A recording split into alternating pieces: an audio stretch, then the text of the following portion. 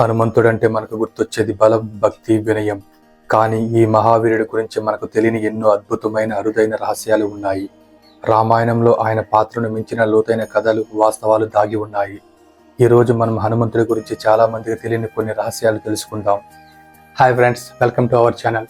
హనుమంతుడి గురించి మనం రోజు చూసే, వినే కథలు కాకుండా ఆయన జీవితంలోని కొన్ని అరుదైన ఘట్టాలు, ఆయనకున్న ప్రత్యేకమైన శక్తుల గురించి ఈరోజు తెలుసుకుందాం. రండి, ఈ అద్భుతమైన ప్రయాణాన్ని మొదలు పెడదాం. హనుమంతుడి కథ కేవలం ఆయన శక్తి గురించి మాత్రమే కాదు, దాని వెనుక ఉన్న గొప్ప ప్రేమ, త్యాగం కూడా ఉంది. హనుమంతుడు తల్లిదండ్రులు అంజనాదేవి కేసరి. అంజనాదేవి తన పూర్వ జన్మలో పుంజిస్కల అనే అప్సరస. ఆమె అందం, అహంకారం కారణంగా ఒక మహర్షి శాపానికి గురై భూమిపై వానర రూపంలో జన్మించింది. ఆమెకు శివుని ఆశీర్వాదంతో ఒక శక్తివంతమైన కుమారుడు జన్మిస్తాడని మహర్షి వరం ఇచ్చాడు. ఆ కోరికతోనే అంజనాదేవి పరమశివుడి కోసం ఘోర తపస్సు చేసింది. అంజనాదేవి తపస్సు ఫలితంగా శివుడు ఆమెకు ఒక శక్తివంతమైన కుమారుడు జన్మిస్తాడని వరం ఇచ్చాడు. అదే సమయంలో దశరథ మహారాజుకు సంతానం కోసం యజ్ఞం జరుగుతుంది. ఆ యజ్ఞం నుంచి ఒక ప్రసాదం లభిస్తుంది.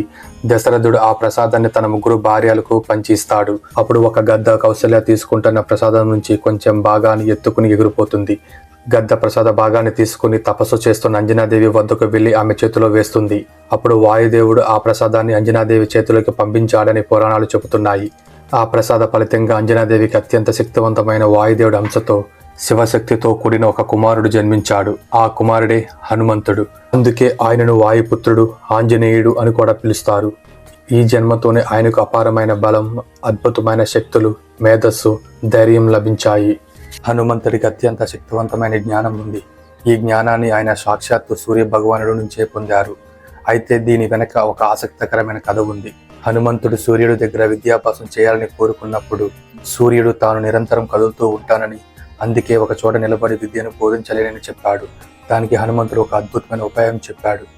హనుమంతుడు సూర్యుడి చుట్టూ సూర్యుడి కంటే వేగంగా తిరుగుతూ సూర్యుడి వైపు చూస్తూ తన జ్ఞానాన్ని నేర్చుకున్నాడు. సూర్యుడి వెనక వైపు చూస్తూ వెనక నడవడంతో ఆయన అన్ని వేదాలను, శాస్త్రాలను కేవలం 60 గంటల్లో నేర్చుకున్నాడు.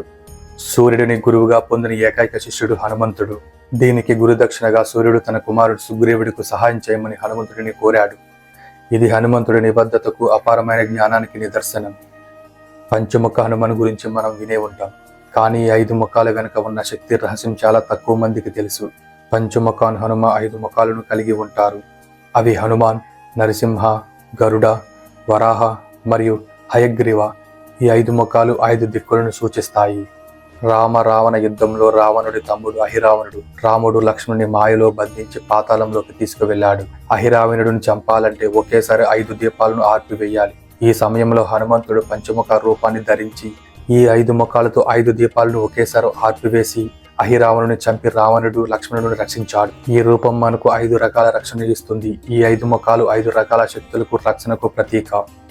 శనిదేవుడు అంటే అందరికీ భయం. శని దోషం పట్టిందంటే జీవితాంతం కష్టాలమయం అవుతుందని నమ్ముతారు. కానీ శనిదేవుడు స్వయంగా హనుమంతుడిని తన గురువుగా స్వీకరించాడని చాలా మందికి తెలియదు. రామాయణంలో లంకకు వెళ్లిన హనుమంతుడిని శనిదేవుడు అడ్డుకుంటాడు. హనుమంతుడిని పట్టుకోవడానికి ప్రయత్నించినప్పుడు హనుమంతుడు శనిదేవుడిని తన తోకలో బంధించి లంక మొత్తం తిరిగాడు. లంకలో అగ్నిలో శనిదేవుడు కాలిపోతున్నప్పుడు హనుమంతుడిని వదిలిపెట్టమని వేడుకున్నాడు. అప్పుడు హనుమంతుడు శనిదేవుడిని విడిచిపెట్టాడు. ఆ రోజు నుంచి శనిదేవుడు హనుమంతుడిని తన గురువుగా, పూజనీయుడిగా భావించాడు.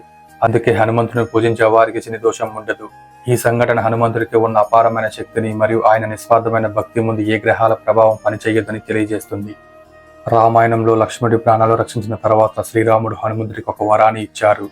నీకు మరణం ఉండదు, నువ్వు చిరంజీవిగా ఈ భూమిపై ఉంటావు అని వరం ఇచ్చారు. అందుకే హనుమంతుడు 7 చిరంజీవుల్లో ఒకరిగా పూజింపబడతారు. రామాయణం ముగిసిన తర్వాత కూడా హనుమంతుడు భూమిపైన ఉండి భక్తులను రక్షిస్తున్నారని నమ్మకం.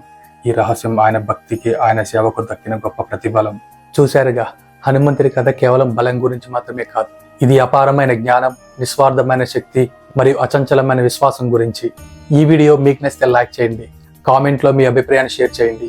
ఇలాంటి ఇంట్రెస్టింగ్ వీడియోస్ కోసం మన ఛానల్ని సబ్స్క్రైబ్ చేసుకోండి. మరొక ఇంట్రెస్టింగ్ వీడియోస్తో మళ్ళీ కలుద్దాం.